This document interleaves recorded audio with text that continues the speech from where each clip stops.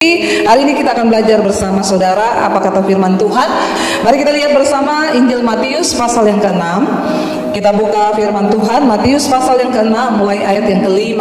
Kita baca di sana firman Tuhan berkata 1, 2, 3. Dan apabila kamu berdoa, janganlah berdoa seperti orang munafik. Mereka suka mengucapkan doanya dengan berdiri dalam rumah-rumah ibadat dan pada tikungan-tikungan jalan raya, supaya mereka dilihat orang. Aku berkata kepadamu, sesungguhnya mereka sudah mendapat upahnya. Yang pertama, doa yang pasti tidak dijawab oleh Tuhan adalah doa orang apa saudara? Doa orang yang munafik. Kalau kita kenal sekarang dengan istilah munah. Ya, munah banget tuh ya. Orang munafik. Apa itu munafik? Orang munafik itu lain di mulut, lain di hati. Tuhan membenci kemunafikan. Karena itu doa orang munafik nggak mungkin didengar Tuhan. Kemunafikan itu apa saudara? Ada orang tuh di gereja kalau gembira terlalu gembira, sedih terlalu sedih gitu ya. Tapi kalau sebenarnya hatinya benar-benar gembira, dia bersukacita nyanyi dari hati itu nggak apa-apa. Tapi jangan cuma untuk pencitraan supaya dilihat orang gitu ya. Nangis-nangis supaya dilihat orang, padahal nggak seperti itu hatinya. Jadi tolak ukurnya itu adalah hati kita. Hati-hati kalau Tuhan mendapati hati kita berbeda dengan apa yang di luar diri kita, itu berbahaya. Dengan kata lain, orang munafik itu adalah orang yang ingin terlihat rohani padahal dia tidak rohani. Ingin dikatakan rohani padahal roh halus. Ya, hati-hati saudara ya. Kelihatannya rohani padahal roh halus atau roh jahat ya. Jadi orang yang munafik itu lain di mulut, lain di hati. Pastikan kalau doa kita mau didengar oleh Tuhan, ya pastikan kita menjadi orang yang jujur di hadapan Tuhan. Buat apa pencitraan? Apalagi pencitraan dibalut-balutkan agama. Hari-hari ini kan banyak saudara, ya kemunafikan yang dibalut dengan agama, biar agak-agak terlihat rohani. Bahaya sekali. Ya Tuhan yang melihat hati.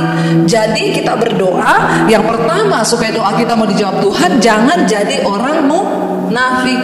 Jadi orang apa adanya. Ya makanya saya tuh nggak suka kalau ada orang ketemu, ya baru ketemu dan ngomong, ibu cantik deh, biasa saya gempret. Ya karena biasanya puji-pujian begitu tuh munafik saudara, biasanya keles. Ya kecuali memang cantik yang ngomong. Saya kalau saya lihat orang cantik, memang cantik bener, saya bilang cantik. Tapi kalau nggak cantik dibilang cantik, itu kan bahaya. Tapi ibu-ibu itu sekarang suka kemunafikan kan. Walaupun nggak cantik dibilang cantik, seneng nggak? Jangan seneng. Ya biasa aja keles.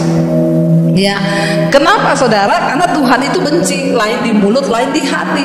Kalau kita mau berdoa, mari kita menjadi orang yang benar. Mulut, hati, ucapan itu harus sama. Karena firman Tuhan berkata, doa orang yang benar itu besar kuasanya. Lalu yang berikutnya, tetapi jika engkau berdoa, ayat yang berikutnya, ayat yang ke-6 kita baca. Ya dan tetapi jika engkau berdoa, masuklah kemana?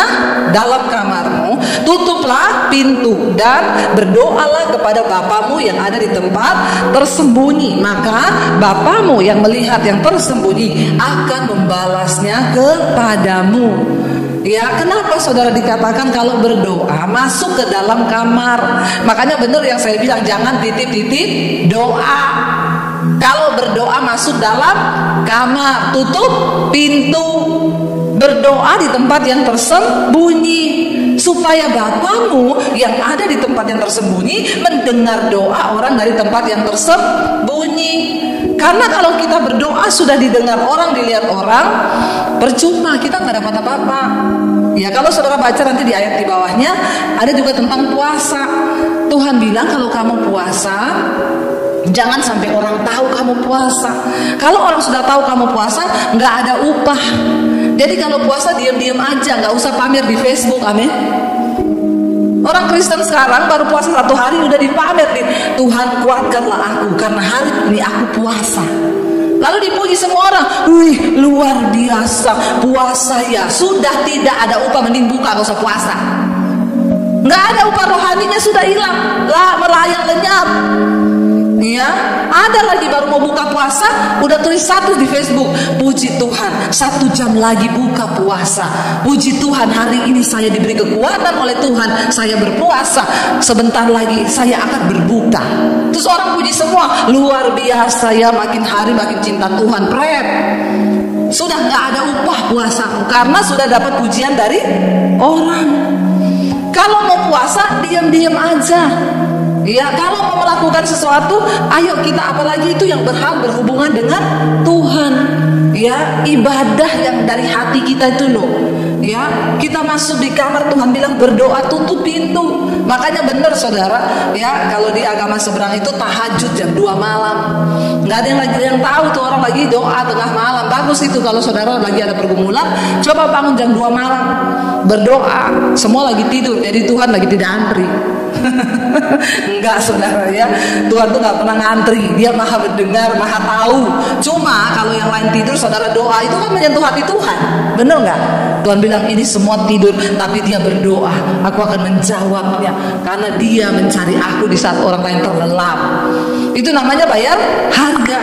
Jadi doa yang didengar oleh Tuhan adalah doa yang tersembunyi, dilakukan diam-diam. Nggak usah minta-minta doa sama orang.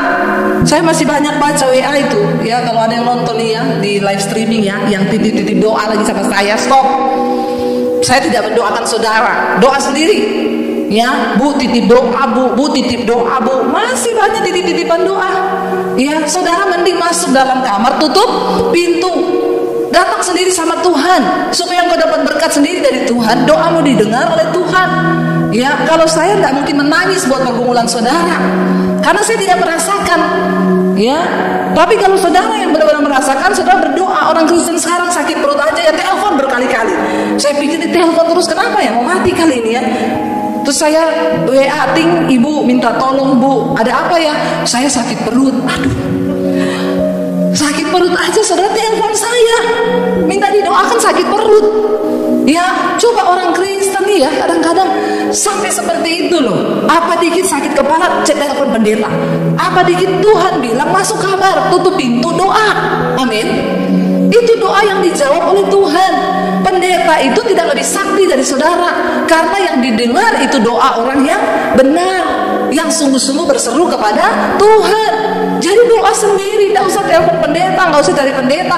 Masuk ke dalam kamar, tutup pintu. Di saat semua orang nggak tahu, engkau berdoa kepada Bapa di tempat yang tersembunyi, maka doamu itu didengar oleh Tuhan. Lalu yang berikutnya saudara, ya, ayat yang ke-7 dikatakan, kalau kita berdoa, lagi pula dalam doamu itu jangan kamu bertele-tele seperti kebiasaan orang yang tidak mengenal Allah. Mereka menyangka bahwa karena banyaknya kata-kata doanya akan dikabulkan. Kita ini sebelum ngomong juga Tuhan sudah tahu. Nggak usah bertele-tele saudara. Ada orang mau doa dicatat doanya 3 lembar. Nanti mau doa syafaat di gereja 3 lembar. Itu sudah tidak dari hati, itu datang dari kertas. Apalagi suruh bikinkan orang yang tulis, dia tinggal baca. Lagi doa kertasnya terbang. Bingung gak saudara? Ya bingung. Akhirnya Tuhan, engkau tahu semua yang akan kami minta sebelum kami mengatakan datanglah kehendakmu, jadilah kehendakmu. Amin. Karena terbang kertasnya, mending terbang. Jadi sudah gak usah bertele-tele. Ada orang itu doa bertele-tele, dia pikir kalau doanya bertele-tele itu Tuhan dengar. Makanya biasakan saudara yang bertugas doa syafaat di gereja dimanapun, doa pribadi, nggak usah bertele-tele. Ya, manusia aja nggak suka saudara bertele-tele, apalagi Tuhan. Kita ini doa sebenarnya Tuhan kan sudah tahu juga yang mau kita doakan. Tapi kenapa di gereja kita sering ada doa syafaat? Untuk kita doa bareng-bareng yuk, menyatukan hati yuk. 2-3 orang bersepakat meminta apapun Tuhan dengar. Tapi nggak usah bertele-tele. Ya, mau doa makan saja. Tuhan, Engkau yang menciptakan jagat raya alam semesta, semua planet, Pluto, Neptunus, Saturnus, Uranus, Engkau ciptakan. Ini pelajaran biologi, sejarah atau apa gitu ya. Saya pernah dengar ada orang berdoa di meja makan begitu, nggak selesai begitu amin, ikannya udah dimakan kucing. Bener, ini kejadian nyata di daerah saudara. Ya, kenapa? Terlalu bertele-tele sampai yang doa gak mau tidur, udah mau ngantuk, saudara. Ya, jadi tidak usah bertele-tele. Engkau meneteskan air mata saja hancur hati. Tuhan tidak tahu. Nggak usah saudara pikir karena doamu, kata-katamu yang indah Tuhan dengar. Enggak. Kalau engkau punya pergumulan, masuk di kamar, tutup pintu, doa, nangis saja, nangis. Tuhan tuh ngerti bahasa air mata. Enggak usah engkau ngomong dari A sampai Z, Tuhan aku butuh rumah, butuh mobil, butuh ini, enggak usah. Tuhan tahu. Bahkan yang engkau tidak minta, itu akan Tuhan berikan. Karena Dia Bapa yang lebih mengerti kebutuhanmu. Amin. Saya ingat pertama kali datang di Jakarta, saudara, suami saya bilang, "Fai, berdoa minta rumah ya." Saya bilang, "Enggak, saya tidak akan berdoa minta rumah." Kenapa? Karena Tuhan tahu kalau kita sudah butuh, Tuhan kasih. Tidak perlu kita doa, tidak perlu kita minta. Ya, Tuhan itu yang lebih tahu apa yang kita butuhkan. Lebih baik sekarang kita berdoa meminta perkenanan Tuhan. Karena kalau Tuhan berkenan ada seseorang, apa yang Dia nggak kasih? Amin. Masalahnya kita nggak berkenan, kebanyakan minta, maka kecewa. Ya, jangan saudara, mending tak usah bertele-tele, kita berdoa dengan hati yang hancur di hadapan Tuhan, itu cukup. Ayat yang berikutnya, ayat yang ke-8 dikatakan di sana, jadi janganlah kamu seperti mereka, karena Bapamu mengetahui apa yang kamu perlukan sebelum kamu meminta kepadanya. Lalu kenapa kita disuruh masuk di kamar berlutut berdoa? Ya, Tuhan melihat kesungguhanmu. Sebenarnya tanpa engkau doa minta pun Tuhan tahu. Tapi kenapa engkau harus meminta berdoa? Tuhan melihat kesungguhan hatimu. Apalagi kalau engkau sertai dengan doa dan puasa. Tuhan lihat orang ini sungguh-sungguh, maka aku akan memberikan kepadanya. Ya, nggak usah maksa-maksa Tuhan, saudara. Lalu ayat berikutnya berkata begini, saudara, ayat yang ke-9. Karena itu berdoalah demikian, Bapa kami yang ada di sorga, dikuduskanlah namamu. Artinya apa? Waktu engkau berdoa, panggil Dia Bapa. Bapa kami yang ada di sorga. Engkau harus menyadari bahwa Tuhan itu ada di sorga, di tempat yang mulia, di tempat yang dahsyat, di tempat yang luar biasa.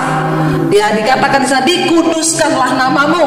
Artinya apa? Setiap kali kita mau datang kepada Tuhan, kita harus menguduskan nama Tuhan dan menguduskan diri, sebab kita datang kepada Tuhan yang kudus. Ingat bangsa Israel, setiap kali mereka menghadap kepada Tuhan, dulu harus dipersembahkan kurban.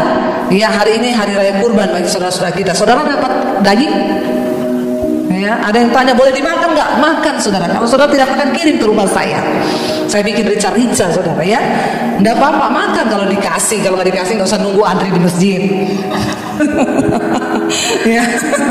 Jadi saudara, ya, dulu bangsa Israel itu kalau mau menghadap Tuhan, mereka harus menyembelih kurban, daging sapi, lembu, ya, untuk apa? Darahnya itu untuk menghapus dosa. Kenapa? Karena Allah itu maha kudus. Tapi hari ini kita di zaman perjanjian baru, darah Yesus sudah menjadi darah anak domba Allah. Dia disebut sebagai anak domba Allah karena tidak ada lagi kurban lain yang dapat menghapus dosa, karena Yesus sudah berkorban bagi saudara dan saya. Jadi ketika engkau mau menghadap Tuhan, mau berdoa, kuduskan dirimu. Ingat kalau ada dosa yang dilakukan, ya, oleh matamu, oleh telingamu, oleh hatimu, oleh perbuatanmu, Tuhan kuduskan aku. Aku mau menghadap Tuhan, makanya dikatakan Bapa kami yang di surga, dikuduskanlah namamu. Kalau engkau mau datang berdoa, minta kelayakan dari Tuhan, itu artinya engkau Allah yang kudus. Karena itu engkau juga, Tuhan akan menguduskan aku. Aku berdoa, ampuni dosa pelanggaranku dalam pikiran, perkataan, hati, supaya aku layak menghadap Tuhan. Lalu bisa dikatakan ayat yang ke-10, ya, datanglah kerajaanmu, jadilah kehendakmu di bumi seperti di surga. Kalau engkau berdoa, ingat Yesus sudah mengajarkan, Bapa, jangan kehendakku tapi biar kehendakmu. Artinya apa? Berserah penuh kepada kehendak Tuhan di dalam doa-doa kita.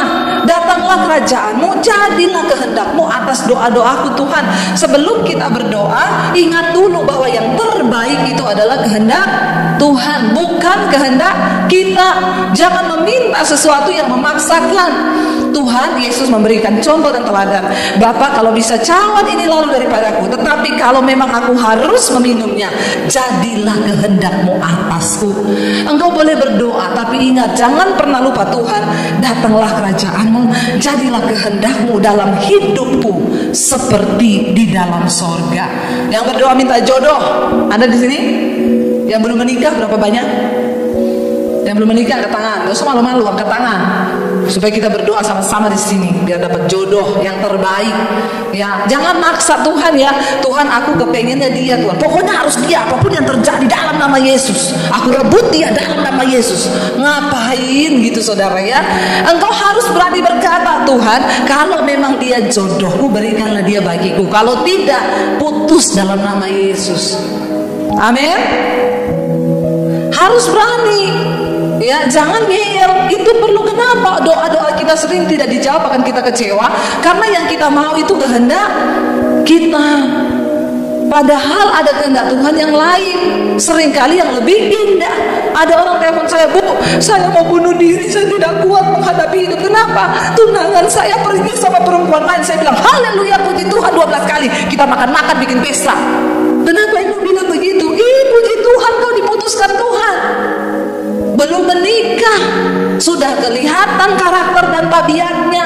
Untung belum menikah. Kamu harus ucapan syukur 7 hari 7 malam. Jangan sedih, apalagi mau bunuh diri, bodoh. Harus bersyukur. Daripada sudah terlanjur nikah baru dia pergi sama perempuan lain. Ya, makanya ibu-ibu saya mau bilang, ya jangan mencintai suamimu 1000% di atas Tuhan. Ingat baik-baik ibu-ibu, ya, karena suami itu hanya titipan. Kalau nggak diambil Tuhan, diambil perempuan. Jangan sampai ada yang diambil sama perempuan. Daripada diambil perempuan, mending diambil Tuhan. Ada yang telepon, Bu, saya baru sebulan menikah, suami saya pergi, Bu, ternyata dia punya pacar banyak sekali. Nah, kalau ini saya udah nggak bisa ngomong. Saya bilang, kenapa kamu nggak konseling sama saya waktu masih belum menikah? Sebenarnya saya berapa kali tergerak mau konseling sama ibu, tapi saya tahu kalau saya konseling sama ibu pasti ibu suruh putus. Nah, ya, itulah orang Kristen tuh suka main-main, tuh suka ngerti sebenarnya kehendak Tuhan. Makanya perlu kita bilang, datanglah kerajaan-Mu, jadilah, karena kehendak Tuhan itu yang terbaik buat hidup kita. Jangan memaksa dengan kekuatanmu sendiri, dengan keinginanmu sendiri. Nggak usah sok tahu. Tuhan maha tahu, tapi manusia itu suka sok bertobat. Jangan sok tahu. Makanya perlu ini dikatakan. Ini saya jabarkan doa Bapa kami satu persatu supaya saudara ngerti rahasia doa yang Yesus katakan. Ayat yang ke-11, berikanlah kami pada hari ini makanan kami yang... Nah, kenapa seringkali kita stres? Karena kita nggak ikuti doa ini. Tuhan, berikanlah pada kami tahun ini makanan kami yang berkelimpahan. Nah, itu orang Kristen. Makanya stres, doanya nggak dijawab. Padahal Tuhan bilang minta untuk kapan? Hari ini. Saya mau tanya, hari ini Ari belum makan? Siapa yang belum makan hari ini? Udah makan kan? Yang sudah 3 kali makan? Nggak usah angkat tangan, bikin malu. Ya, benar nggak saudara? Ya, tidak ada kan dari kita yang belum makan hari ini? Nggak ada kan? Makanya berarti dari kita ini nggak ada yang terlalu melarat, nggak ada yang perlu ditangisi hidupmu kan? Karena Yesus mengajarkan pada kita, berikanlah kami pada makanan kami yang... Tapi kita ini karena kita berdoanya tidak sesuai doa Bapa kami, makanya kita stres. Berikanlah pada kami Tuhan pada tahun ini makanan yang berlimpah-limpah. Kadang-kadang orang Kristen itu ya, kita ini orang lain tuh hari ini bingung mau makan apa. Kita hari ini bingung apa yang mau. Karena apa ya, capcay atau fuyuhai atau ya susite atau apa nih, bingung apa yang mau dimakan. Orang lain bingung mau makan apa. Ya, apa yang kita mau makan ini nggak ada, tapi kita ini kadang bingung loh. Sampai kadang berantem, enggak aku mau ke sini loh, tapi dia mau makan di sana, makan di sini. Bukankah kita ini sebenarnya semua diberkati Tuhan? Ya, jadi tidak ada alasan untuk kita tidak bersyukur, karena ayat ini mengajarkan pada kita yang secukupnya. Makanya firman Tuhan bilang, asal ada makanan dan pakaian itu cukup. Cuma manusia itu pengennya yang lebih. makanya stres hidupnya ya. Jadi ini tolong ya ditanamkan baik-baik dalam hatimu. Yang berikutnya ayat yang ke-12, dan ampunilah kami akan kesalahan kami seperti kami juga mengampuni orang. Di dalam doa yang dijawab oleh Tuhan ada unsur minta ampun dan ada unsur melepaskan pengampunan. Kalau Anda tidak berada di dalam doamu seperti ini, maaf, doamu pasti tidak dijawab. Kita tadi minta ampun dulu semua dosa kita, dan jangan lupa ampuni orang yang bersalah kepadamu. Ada yang tanya, kenapa sih kita harus mengampuni orang yang bersalah pada kita? Kenapa? Kalau saya tidak mau ampuni, kenapa? Ya, engkau mengampuni orang yang bersalah padamu itu untuk kebaikan dirimu, bukan untuk kebaikan orang lain, tapi untuk kebaikan dirimu. Saudara bisa bayangkan kalau saudara terus hidup di dalam kepahitan, mukamu pasti cepat tua. Orang pahit itu gak enak, selalu dia ingat yang pahitin dia. Ya, jalan ketemu kucing ingat orang itu, jalan sedikit ketemu anjing ingat orang itu. Jadinya kita ini ingat terus, lalu yang kita ingat tuh yang pahit. Maka tualah wajahmu. Bukan cuma itu, orang tuh banyak kepahitan, banyak penyumbatan, jantungnya tersumbat, otaknya tersumbat. Nah, saudara mau? Makanya banyak orang-orang itu sakit berawal dari kepahitan. Ya, orang itu kalau pada simpan kepahitan, gak melepaskan pengampunan. Ya itu yang kayak saya cerita, bertamu, sore Bu, ada ibu ini dari mana? Ada perlu apa? Ini masih kan orang banyak kepahitan begini. Ya, ibu ini ada Bu, ada, masuk. Astaga, ini orang udah tersumbat-sumbat semua ini kayak begini nih. Ya, mesti penyumbatan semua ini otaknya. Saya duduk. Saya pikir nih orang ya, ternyata benar. Akhirnya saya layani, dia bilang, situ apa? Pendeta atau apa? Saya bilang saya pendeta. Berarti situ bisa baca orang. Dalam hati saya kalau ada tulisannya ya saya baca. Kalau nggak ada tulisannya apa yang mau saya baca? Ngeri ya saudara, ya ngeri loh. Tapi yang gampang aja saya baca orang begini. Kan Alkitab bilang hati mencerminkan wajah, wajah mencerminkan hati. Orang model begini ini mesti pahit hatinya, nggak mungkin manis hatinya. Orang model begini ya mirip-mirip anjing galak kan. Coba saudara ya. Lalu dia bilang, ya kalau situ memang hamba Tuhan punya kuasa, coba baca saya. Ya saya ngomong aja, maaf ya ibu-ibu, kayaknya banyak kepahitan, banyak kekecewaan. Sambil saya ini berdoa dan berjaga-jaga. Orang begini ini sakit jiwa saudara. Ada vas bunga di depan saya nih, bisa melayang ke kepala saya nih. Jadi saya menjauh saudara ya. Tiba-tiba dia bereaksi saudara. Lagi duduk saya bilang gitu, wih ternyata dijamah Roh Kudus, nangis. Langsung, bukan orang jauh Bu yang menyakiti saya, tapi orang dekat. Memang biasa yang bikin orang terluka itu orang dekat. Nggak ada orang jauh bikin terluka. Saya mau tanya saudara, pernah nggak ada saudara dengar orang, saya kepahitan Bu sama siapa? Supir angkot. Nggak ada kan saudara kepahitan sama siapa? Tukang parkir Bu. Nggak ada saudara orang kepahitan sama orang jauh tuh nggak ada. Kenapa orang yang kepahitan itu sama orang terdekat? Karena punya ikatan batin, hati. Ya, sama istri kepada suami, suami kepada istri, anak kepada orang tua, itu bisa bikin kepahitan karena kita ini deket. Kalau sama sopir truk kan kita nggak deket. Sopir angkot kita juga udah lupa mukanya. Hari ini dia serempet mobil kita, besok kan nggak mungkin saya pahit sama tuh sopir angkot itu. Nggak mungkin, saudara udah lupa mukanya. Tapi orang yang ada di hati itu yang bisa bikin sakit hati. Makanya hati-hati, jaga hati. Ya, jadi akhirnya saudara begitu saya doakan, saya peluk dia, kasih Bapak penuhi hidupnya. Ibu itu yang tadinya nangis tiba-tiba, wah makin nangis, kelepasan terjadi. Lepas Bu semua kepahitan, Ibu buang, lepaskan pengampunan dia. Habis itu stop nangisnya, tersenyum dia saudara. Baru dia senyum sama saya. Ya, tadinya dia suruh saya, dia tanya sama saya, situ dari mana? Situ gereja apa? Ya situ sana sini, situ sana sono, nggak sopan kan saya itu ada namanya ya. Tapi begitu habis didoakan gini, maaf Bu Pendeta, Ibu namanya siapa ya? Saya jawab situ. Lah kok orangnya pindah sama saya. Saya jadi kepahitan. Ya, saya bilang nama saya Devi Basir, Bu. Terima kasih ya Bu ya. Dia tanya, Ibu mau minum apa?